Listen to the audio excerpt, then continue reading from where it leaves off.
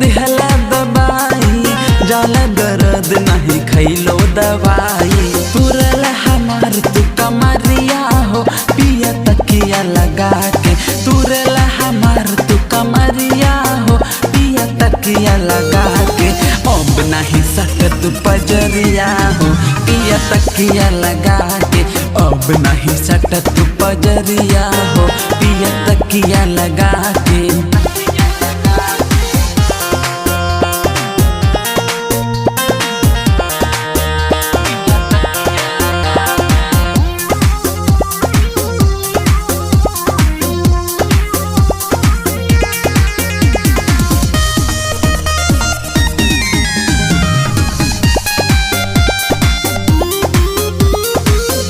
गैला सारा उठ लाली हो, तूर दिल कनवा के बाली हो। अब हमरा के विश्वास भइल, सच पिया बड़ तू बवाली हो। चाट गैला सारा उठ लाली हो, तूर दिल कनवा के बाली हो। अब हमरा के विश्वास भइल, सच पिया बड़ तू बवाली हो। दूर हट दिख नजरिया हो पिया तकिया लगा के, दूर हट दिख नजरिया हो पिया तकिया लगा के।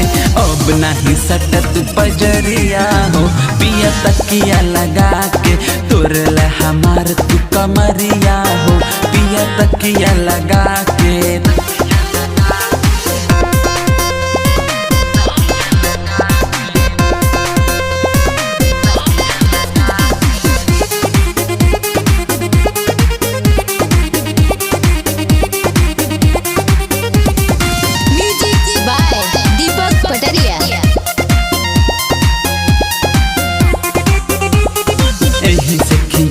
तू अंडा हो हाथ गोड़ कैल ठंडा हो, धीरेन्द्र पिया प्यार कैल कवन बाड़ लगौले तू फंडा हो।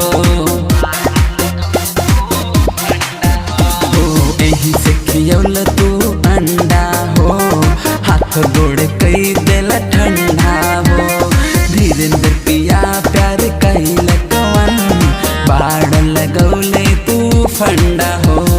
जन चढ़ हमर से जरिया हो पिया तकिया लगा के, फाड़ल तू साया सड़िया हो पिया तकिया लगा के। अब नहीं सट मोर पजरिया हो पिया तकिया लगा के, तोरेल हमार तू कमरिया हो पिया तकिया लगा के।